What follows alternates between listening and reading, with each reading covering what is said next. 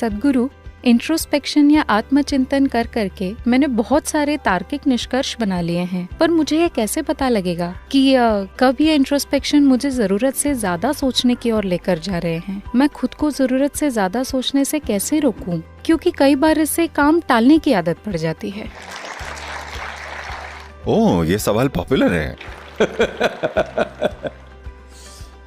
देखिए, मान लीजिए आप ड्राइव कर रही हैं और सामने विंडशील्ड में देखने के बजाय आप पीछे वाले शीशे में देखकर गाड़ी चलाएं, पीछे देखने वाले शीशे में, तो मुझे लगता है आपको रिवर्स गियर में होना चाहिए, ना कि टॉप गियर में।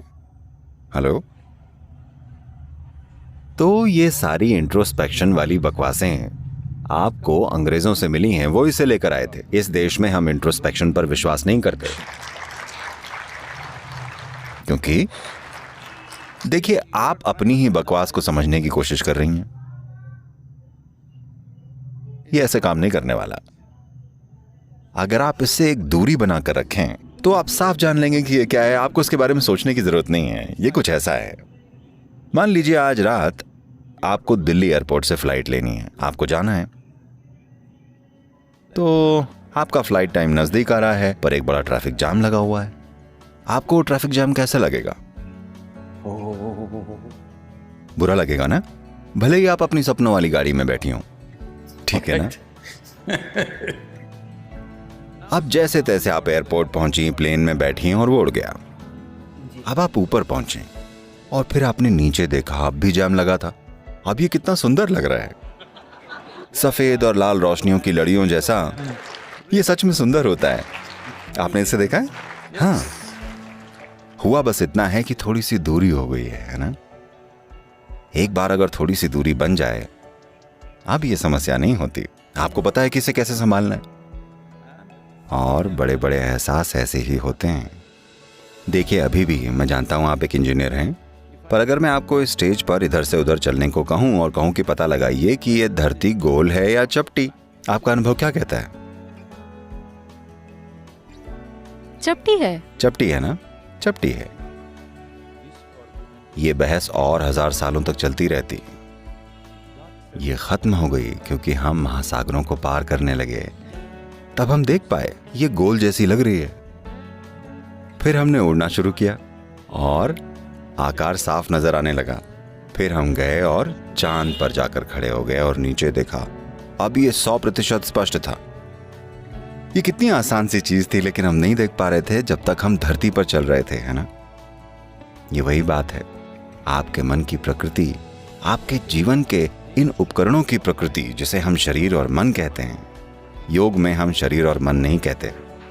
एक भौतिक शरीर है और एक मानसिक शरीर है, क्योंकि मन केवल, दुर्भाग्य से यूरोपियन आइडिया है कि मन यहां बैठा हुआ है। नहीं। Essentially, you call something mind because there's a certain volume of intelligence and memory. That's what you're calling as mind, isn't it? असल में आप किसी चीज को मन कहते हैं क्योंकि उसमें एक खास मात्रा में बुद्धि और याददाश्त है, इसलिए आप उसे मन कह रहे हैं, है ना? आपको याद है कि 5 पीढ़ी पहले आपकी परदादी कैसी दिखती थी? नहीं, पर उनकी नाक आपके चेहरे पर बैठी हुई है। हाँ या ना? लाखों साल पहले आपके पूर्वज कैसे हुआ करते थे? अब तक आपकी त्वचा की कोशिकाओं को यह याद है कि उनकी त्वचा का रंग कैसा था। हाँ या ना? तो आपके शरीर की हर कोशिका में उससे अरबों गुना ज्यादा यादें हैं जितनी आपके दिमाग में संभालने की क्षमता है। हाँ या ना? अभी हम सबसे जटिल केमिकल फैक्ट्री की बात कर रहे थे। अगर आप देखें कि डीएनए का एक मॉलिक्यूल 1 मिनट में जितने काम कर रहा है, इस धरती के सारे कारखाने मिलकर नहीं कर सकते। इस दुनिया के सारे कंप्यूटर्स और सुपर कंप्यूटर्स उतने काम नहीं कर सकते। ये इस तरह से काम कर रहा है। तो अगर बुद्धि और याददाश्त दोनों की बात की जाए तो ये सारे सिस्टम में फैला हुआ है ना? हाँ या ना? कम से कम आपका न्यूरोलॉजिकल सिस्टम हर जगह फैला हुआ है, ये तो आप देख सकते हैं। तो मन एक जगह नहीं होता। मन का एक शरीर होता है, यादों का एक शरीर होता है, भौतिकता का एक शरीर होता है, ऊर्जा का एक शरीर होता है। तो अगर आप जिसे मैं कहते हैं बस उसके एक हिस्से को देखें और लगातार उसके साथ ही खेलते रहें। अगर आपको नहीं पता कि बाकी चीजों को कैसे चलाया जाए, वो चीजें बस यूं ही तुक्के से काम कर रही हैं। ये कुछ ऐसा हुआ जैसे कोई गाड़ी तो चला रहा है लेकिन हैंड ब्रेक लगा हुआ है। बहुत सारे लोग ऐसा करते हैं, उन्हें पता ही नहीं चलता, उन्हें लगता है थ्रॉटल दबाते जाओ ये चलती रहेगी। नहीं, इसमें आग लग सकती है, कार में आग पकड़ सकती है अगर आप ब्रेक चालू हो तो, है ना। अभी ज़्यादातर लोग ऐसे ही हैं क्योंकि वो किसी स्कूल या कॉलेज में आ गए हैं और अब उनमें थोड़ी सी तार्किक बुद्धि आ गई है, और वो भी हर तरह की बाहरी जानकारियों से, और उससे वो ये हर तरह के काम कर रहे हैं। इंट्रोस्पेक्शन, आत्मचिंतन, कौन किस पर आत्मचिंतन कर रहा है? ये सारे के सारे पश्चिमी विचार हैं जिन्होंने इंसानियत को बहुत ज्यादा तकलीफ पहुंचाई है, बहुत ही ज्यादा। मनोवैज्ञानिक प्रक्रिया उन जानकारियों का एक नतीजा है जिन्हें आपने इकट्ठा किया है और आप उन्हें कैसे प्रोसेस करते हैं, यह है ना। अगर आप उसे थोड़ा सा दूर रख दें तो इसका आप पर कोई असर नहीं होगा। जब आपको जरूरत है उसका इस्तेमाल कीजिए, जब जरूरत नहीं है आपको उसे अलग रख देना चाहिए। पर फिलहाल लोगों को ऐसा लगता है कि वो हर समय सोचते रहते हैं, जिसे आप इंट्रोस्पेक्शन कह रही हैं। मैं माफी चाहता हूं अगर मैं आपका किसी तरह से मजाक उड़ा रहा हूं, मेरा ऐसा कोई इरादा नहीं है, ये आप जानती हैं।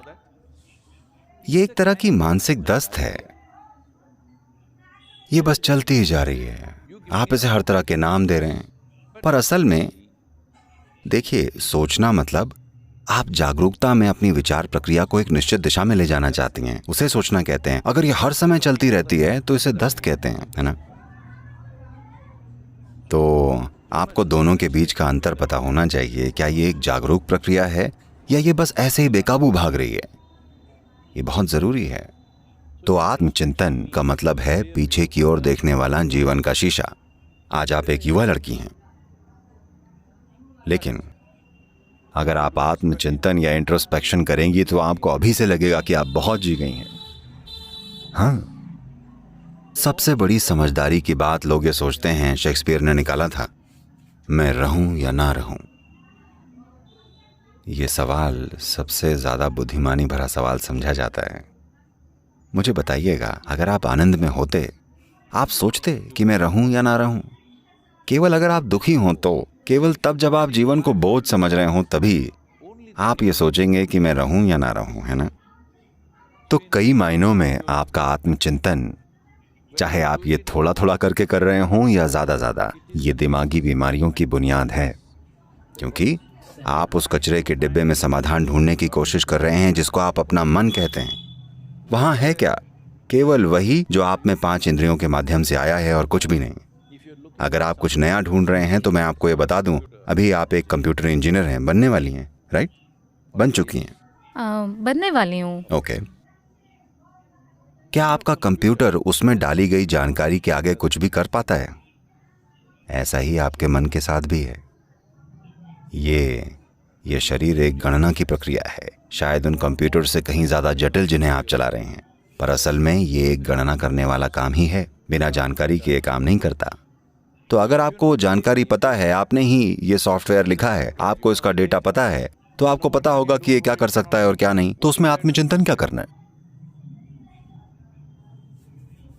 तो क्या मैं ज्यादा सोच रही हूं या आत्मचिंतन कर रही हूं? दोनों की जरूरत नहीं है। आपको चीजों को देखने के लिए और स्पष्टता की जरूरत है। अगर आप किसी चीज को देखें, उसे उतनी ही स्पष्टता से देख सकें जैसी वो सच में है, तब किसी चीज के लिए आत्मचिंतन की जरूरत नहीं है। एक बार फिर मैं आपको ये याद दिला रहा हूं, अभी आप युवा हैं, पर ये चलेगा ना। मैं नहीं कह रहा हूं कि आप बच्ची हैं, मैं कह रहा हूं अभी आप एक युवा लड़की हैं। वैसे मेरी नजर में आप एक बच्ची ही हैं।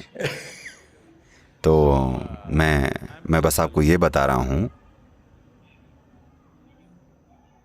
देखिए किसी की जिंदगी कितनी लंबी है, ये अगर आपके अनुभव के संदर्भ में बात करें तो, ना कि आपकी उम्र के।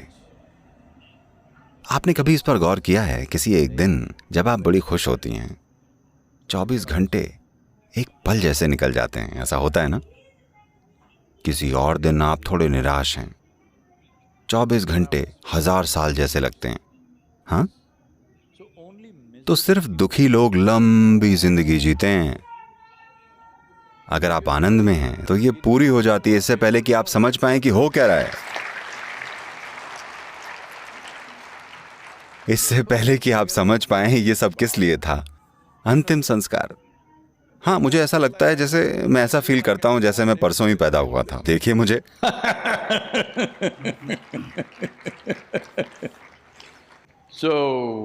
तो प्रॉब्लम यहाँ पर है। हम अपनी जिंदगी को सुधारने की कोशिश कर रहे हैं आत्मचिंतन से, नैतिकता से, मूल्यों से, विचारों से, फिलॉसफी से, धारणाओं से, रोल मॉडल से, इससे और उससे। नहीं, इनकी जरूरत नहीं है। होना ये चाहिए कि ये जीवन उमंग से भरा हो, ये अपनी सर्वोच्च संभावना तक पहुंचे, ये चमक उठे। अगर आप हर वक्त चमकते रहें तो शारीरिक रूप से आप बढ़िया रहेंगे, आपकी प्रतिभा खिल उठेगी, सब कुछ बढ़िया होगा। और क्या दुनिया में भी ऐसा होगा? नहीं, दुनिया कभी भी 100% वैसी नहीं चलेगी जैसी आप चाहते हैं कि चले। क्योंकि आप तीनों युवा हैं, इसलिए मैं आपको ये बता रहा हूँ, और यहाँ बहुत से युवा हैं, मैं आप सभी को ये बता रहा हूँ, क्योंकि आप में बहुतों ने ये सपना संजो रखा होगा कि आपको एक आदर्श इंसान मिल जाएगा, आपके जीवन में एक परफेक्ट इंसान, लड़का या लड़की, जो भी। मैं आपके रोमांस को खत्म करने की कोशिश नहीं कर रहा हूँ, मैं बस इतना बता रहा हूँ कि आपको बड़ी गहरी निराशा होगी। क्योंकि यहाँ कई लोग कह रहे हैं कि वो मथुरा से हैं। कृष्ण सबसे अद्भुत पुरुष, उनकी पत्नियां हमेशा शिकायत करती रहती थीं। इसलिए नहीं कि उनमें कुछ गलत था, क्योंकि इस सृष्टि की प्रकृति ही ऐसी है कि दुनिया में कोई भी ठीक वैसा नहीं हो सकता जैसा कि आप चाहते हैं। हाँ या ना? तो एक ऑप्शन है, ये एक व्यक्ति। आप इस व्यक्ति को वैसा बना सकते हैं जैसा आप चाहते हैं।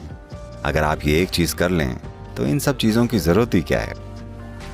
आपको बस इतना ही करना है। आप एक इंजीनियर हैं, आपको थोड़ी सी इंजीनियरिंग करनी चाहिए, इनर इंजीनियरिंग, ताकि ये वाला बिल्कुल वैसा काम करे जैसा आप चाहते हैं। दुनिया के लिए हम अपना बेस्ट करेंगे।